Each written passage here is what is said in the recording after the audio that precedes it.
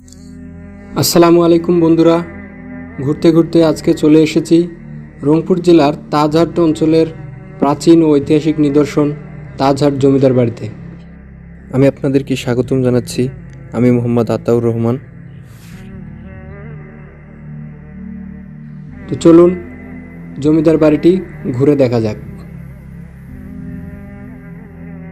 জমিদারি শাসনামল প্রাচীন শাসন ব্যবস্থার প্রচলন ছিল বাংলাদেশেও। রংপুর জেলার তাজহাট, ডিমলা, কাকিনা, মন্তনা, পীরগঞ্জ সহ বিভিন্ন এলাকায় বেশ কিছু জমিদার বংশ ছিল। তাদের ছিল বিশাল আয়তনের বেশ কিছু প্রাসাদ। তার মধ্যে সবচেয়ে বিখ্যাত ছিল তাজহাট জমিদার বাড়ি।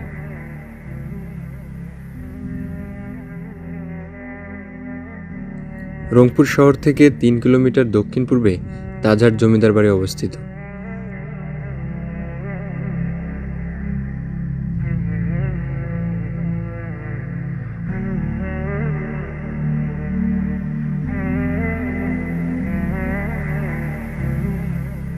রংপুর জেলার তাজহাট অঞ্চলের জমিদার বংশের প্রতিষ্ঠাতা ছিলেন মান্নালাল রায়।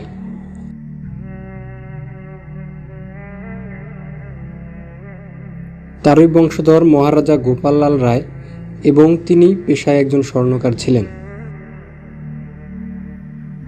এই জমিদার বাড়িটি নির্মাণ করেন মহারাজা গোপাললাল রায়। কথিত আছে তার মনোমুগ্ধকর তাজ বা মুকুটের কারণেই এই এলাকা তাজহাট নামে অভিহিত হয়ে আসছে।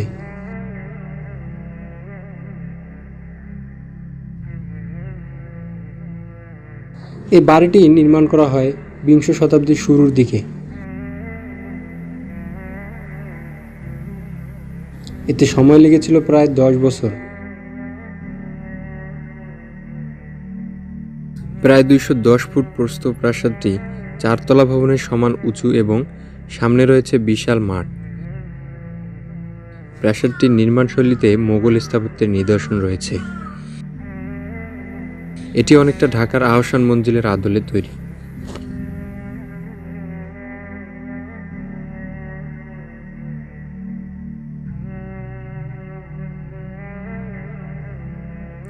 বিশাল এই প্রাসাদটি পূর্বমুখী দোতলা।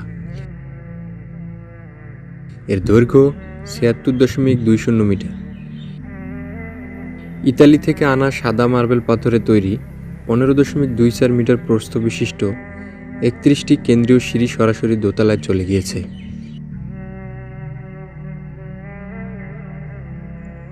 প্রাসাদটিতে ওঠার জন্য রয়েছে মার্বেল সিঁড়িপথ এবং জাদুঘরের ভিতরে রয়েছে প্রাচীন আমলের বিভিন্ন জিনিসপত্র। মার্বেল সিঁড়ি বেয়ে উঠলেই জাদুঘর।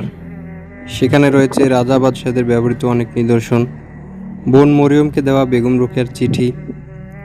এছাড়াও রয়েছে মোগল আমলের পবিত্র কোরআন শরীফ, সম্রাট আওরঙ্গজেবের খুতবা, বিখ্যাত কবি শেখ সাদির ফরাসি কবিতা, মাটির ফলক, হিন্দুদের মহাভারত, রামায়ণ, আরবি এবং সংস্কৃত ভাষায় রচিত প্রাচীন পাণ্ডুলিপি।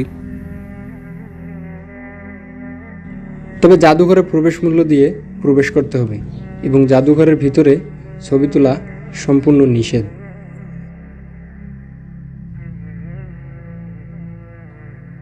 প্রেসিডেন্ট এরশাদ বিচার বিভাগ কেন্দ্রীয়করণের লক্ষ্য নিয়ে দেশের বিভিন্ন জেলা সদরে বাংলাদেশের হাইকোর্ট বিভাগের আঞ্চলিক বেঞ্চ স্থাপন করেন, যার একটি রংপুরে স্থাপিত হয়েছিল এবং 1984 থেকে 1991 সাল পর্যন্ত প্রাসাদটি ব্যবহৃত হয় রংপুর হাইকোর্ট তথা বাংলাদেশ সুপ্রিম কোর্টের শাখা হিসেবে। 1991 খ্রিস্টাব্দে গণতান্ত্রিক সরকার এই পদ্ধতি তুলে দেন।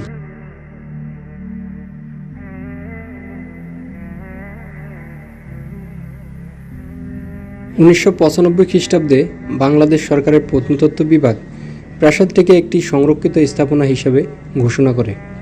পরবর্তীতে 2005 সালে রংপুর জাদুঘরকে স্থানান্তর করে এই প্রাসাদের দ্বিতীয় তলায় নিয়ে আসে।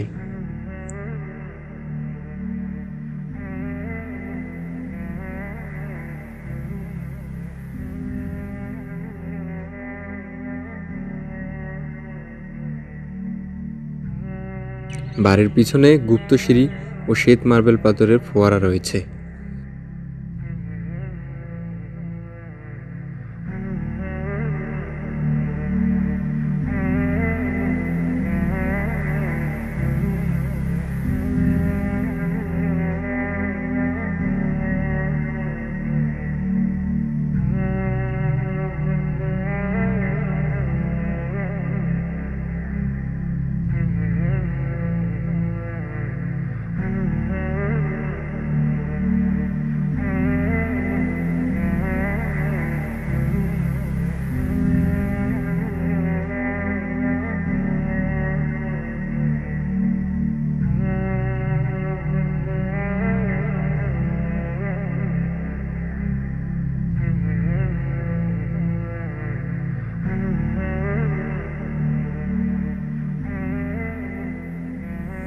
এই জমিদার বাড়ির পিছন দিকে দাঁড়িয়ে খানিকটা সময় বেশ ভালোই কাটলো।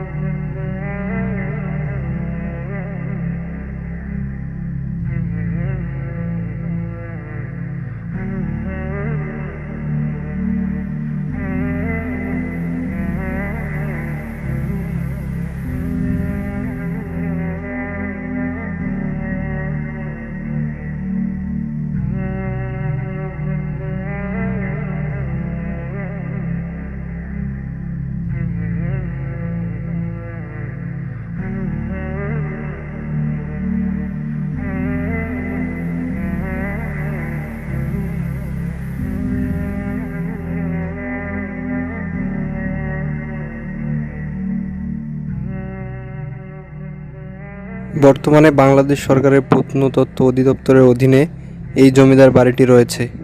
বাড়িটি দেখভাল করার জন্য রয়েছে 13 জন কর্মকর্তা। পুরো বাড়ি ঘুরতে পেরেছি বলে আনন্দের সীমা নেই। তো বন্ধুরা, আমার এই ভিডিওটা যদি আপনাদের ভালো লেগে থাকে তাহলে অবশ্যই একটি লাইক দিবেন এবং আমার চ্যানেলটি সাবস্ক্রাইব করে পাশেই থাকবেন। তো আবার দেখা হবে পরবর্তী কোনো এক ভিডিওতে। ততক্ষণ পর্যন্ত সবাই ভালো থাকবেন। আল্লাহ হাফেজ।